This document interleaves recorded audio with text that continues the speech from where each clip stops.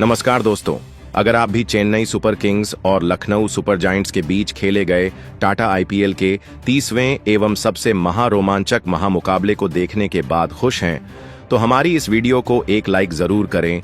आज हमारी इस वीडियो का लाइक टारगेट 500 लाइक है, तो दिल से लाइक करना नहीं भूलिए।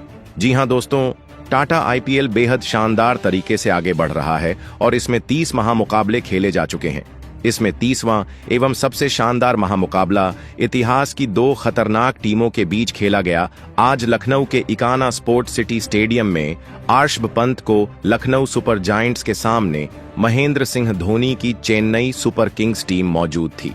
इस महामुकाबले में जब टॉस के लिए उछाला गया तो चेन्नई के पक्ष में टॉस गया और महेंद्र सिंह धोनी ने पहले गेंदबाजी करने का फैसला किया और लखनऊ को पहले बल्लेबाजी करने के लिए आमंत्रित किया, जहां पर लखनऊ की तरफ से अपनी टीम को एक बेहतरीन शुरुआत दिलाने के लिए दो खतरनाक बल्लेबाज मैदान पर उतरे। इस महामुकाबले में एडन मार्करम और मिशेल मार्श के कंधों पर अपनी टीम को एक बेहतरीन शुरुआत दिलाने की जिम्मेदारी थी, जहां पर पारी के पहला ओवर में खलील अहमद को तीसरी गेंद पर एडन मार्करम ने एक शानदार गुड लेंथ पर डाली गई गेंद को बैकफुट से कवर और पॉइंट फील्डर की तरफ चौके के लिए भेज दिया और बेहतरीन चौका हासिल किया।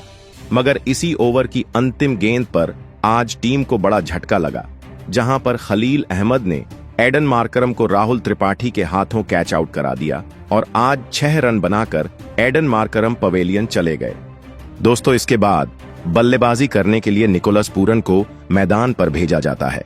फिर पारी के तीसरे ओवर से खलील अहमद को निकोलस पूरन अपना घातक अंदाज दिखाते हैं, जहां पर चौथी गेंद पर वह खलील अहमद को शानदार फुल शॉट लगाने का प्रयास करते हैं, लेकिन अतिरिक्त उछाल के साथ टॉप एज लेकर गेंद फाइन लेग की तरफ चौके के लिए चली गई। और इसके बाद चौथा ओवर साइन जब अंशुल कंबोज आते हैं तो मिशेल मार्श पहली गेंद पर उनको एक गुड लेंथ पे डाली गई गेंद को सीधे बल्ले सामने की ओर पैर निकालकर गगनचुंबी 6 लगा देते हैं और एक शानदार बाउंड्री हासिल करते हैं। अंशुल कंबोज को चौथी गेंद पर निकोलस पूरन ने विकेट लाइन की गेंद को बल्लेबाज ने स्क्वायर लेग की तरफ हवा में शॉट खेलकर चौके के लिए भेज दिया और इस प्रकार टीम के स्कोर को दोनों आगे बढ़ाने लगे थे। इन दोनों के बीच में एक साझेदारी बनने लगी थी, मगर अंतिम गेंद पर अंशुल कंबोज निकोलस पूरन को एलबीडब्ल्यू आउट कर देते हैं और आज निकोलस पूरन 8 रन बनाकर पवेलियन चले गए थे और टीम को सबसे बड़ा झटका लगता है।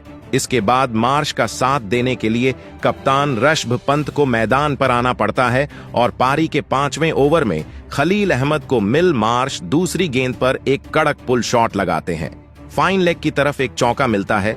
तीसरी गेंद पर मिल मार्च एक पिकअप शॉट खेलते हैं मिड विकेट की तरह और जल्दी से लेंथ को पिक करके पैरों पर डाली गई गेंद को कलाइयों के सहारे से गगनचुंबी 6 के लिए भेज देते हैं। इस ओवर में 11 रन के साथ 5 ओवर में टीम 2 विकेट खोकर 34 रन बना लेती है दोस्तों। इसके बाद 6वां ओवर लेकर जब अंशुल कंबोज आते हैं तो ऋषभ पंत उनको दूसरी गेंद पर एक ऑफ स्टंप के बाहर डाली गई गेंद को मिड विकेट से हवा में हीव करके चौके के लिए भेज देते हैं। शुरुआती 2 विकेट जल्दी गिर जाने के बाद अब मिचेल मार्श और ऋषभ पंत ने अपनी टीम को संभाल लिया था। अब कहीं ना कहीं गेंदबाजी प्रेशर में आती जा रही थी।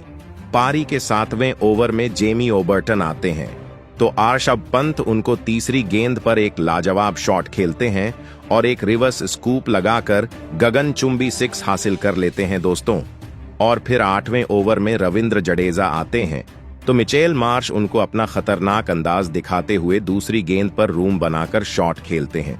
गैप में चौके के लिए गेंद को भेज देते हैं, जबकि चौथी गेंद पर ऋषभ पंत एक खतरनाक बढ़िया कट शॉट लगाते हैं और गेंद सीधी सीमा रेखा से बाहर चौके के लिए चली जाती है। इस ओवर में 10 रन दिए जाते हैं। इसके बाद पारी के 10वें ओवर में जब रविंद्र जडेजा आते हैं तो ऋषभ पंत पहली गेंद पर एक चौका लगाने की कोशिश करते हैं। अंदरूनी खड़ा कर गेंद पीछे चली जाती है और चौका मिल जाता है। इस प्रकार इन दोनों के बीच में एक शानदार 50 रन की साझेदारी हो जाती है और अब ये अपने स्कोर को आगे बढ़ाने लगे थे। शुरुआती 2 विकेट गिरने के बाद अब इन्होंने प्रेशर कहीं ना कहीं गेंदबाजी के ऊपर डाल दिया था। मगर इसी ओवर की तीसरी गेंद पर रविंद्र जडेजा आकर मिशेल मार्श को खतरनाक तरीके से क्लीन बोल्ड कर देते हैं और मिशेल मार्श आज 30 रन बनाकर पवेलियन चले जाते हैं और 73 रन पर तीसरा बड़ा झटका आज लखनऊ को लगता है। इसके बाद बल्लेबाजी करने के लिए आयुष बदौनी को भेजा जाता है। तो इसी ओवर की 5वीं गेंद पर आयुष बदौनी शानदार एक एक्स्ट्रा कवर्स की ओर शॉट लगाकर चौका बटोर लेते हैं और 10 ओवर में 3 विकेट खोकर टीम 78 रन बना चुकी थी। शुरुआती विकेट जल्दी गिर जाने के बाद कहीं ना कहीं गेंदबाजी मजबूत थी और बल्लेबाजी प्रेशर में नजर आ रही थी और जिसके चलते हुए अब टीम का स्कोर स्लो हो चुका था। पारी के 12वें ओवर में जेमी ओवरटन को आयुष बदौनी अपना खतरनाक अंदाज दिखाते हैं। 5वीं गेंद पर बाहर डाली गई फुल लेंथ की गेंद को ओवर कवर की ओर हवा में शॉट लगाकर गगनचुंबी 6 लगा देते हैं। 6ठी गेंद पर जेमी ओवरटन को आयुष बदौनी एक शानदार फाइन लेग की तरफ पुल शॉट लगाकर गगनचुंबी 6 लगाते हैं।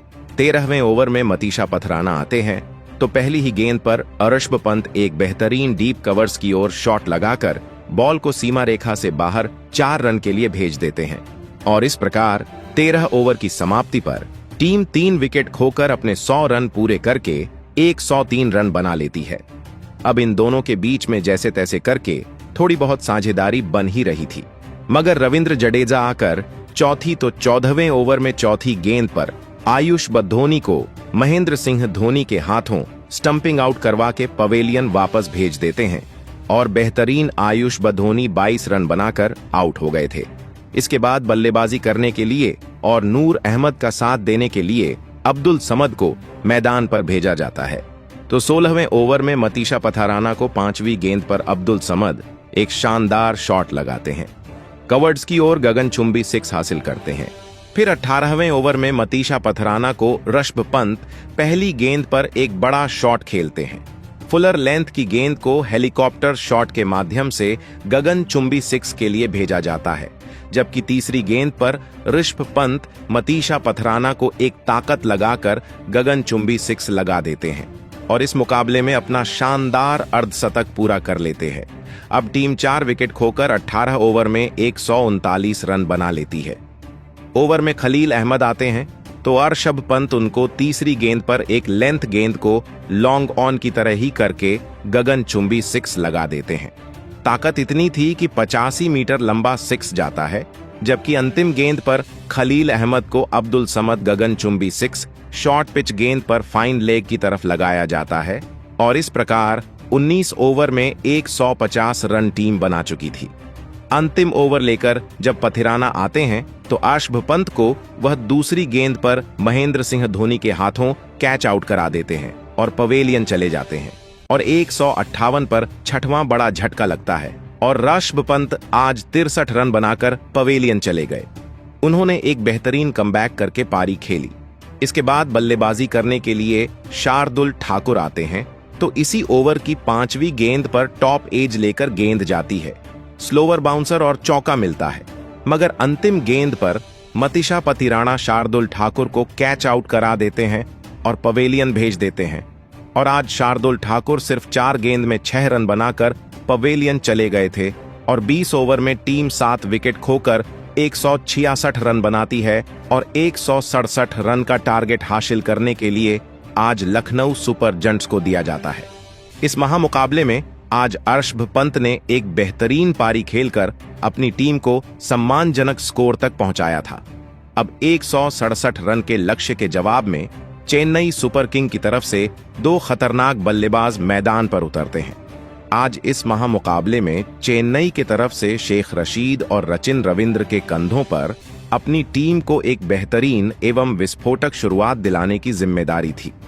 पारी का पहला ओवर लेकर शार्दुल ठाकुर आते हैं तो रचिन रविंद्र उनको इस ओवर में 2 चौके लगाते हैं, जहां तीसरी गेंद पर एक शानदार कवर ड्राइव लगाकर चौका लगाया जाता है, जबकि चौथी गेंद पर फ्लिक शॉट करके स्क्वायर लेग की तरफ बाउंड्री हासिल की जाती है और पहले ओवर की समाप्ति पर टीम 10 रन बना लेती है।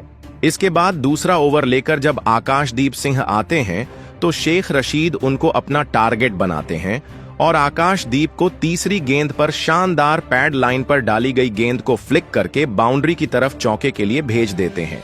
जबकि पांचवी गेंद पर शेख रशीद एक बेहतरीन बल्ला चलाते हैं और गेंद सीधी सीमा रेखा से बाहर 4 रन के लिए चली जाती है।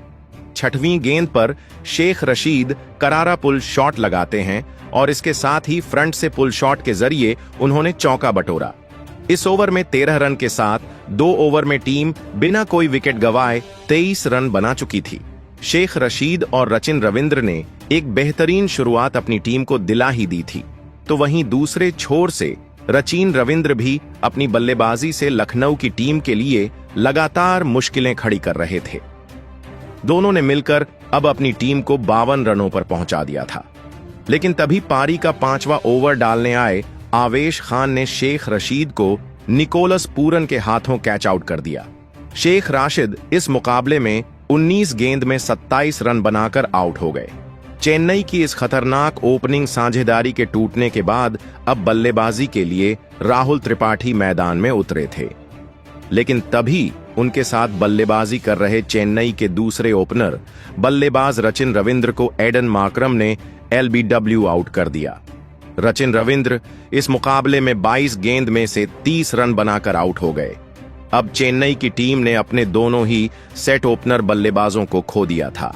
अब मैदान पर रविंद्र जडेजा आए थे, लेकिन तभी राहुल त्रिपाठी को रवि बिश्नोई ने अपनी ही गेंद पर कैच आउट कर दिया। राहुल त्रिपाठी इस मुकाबले में 10 गेंद में 9 रन बनाकर आउट हो गए। अब लगातार 3 विकेट गिरने के बाद चेन्नई की बल्लेबाजी कमजोर दिखने लगी थी। दबाव चेन्नई की बल्लेबाजी पर था। अब बल्लेबाजी के लिए शिवम दुबे मैदान में उतरे थे, लेकिन तभी रविंद्र जडेजा को भी रवि बिश्नोई ने ही एडन मार्करम के हाथों कैच आउट कर दिया।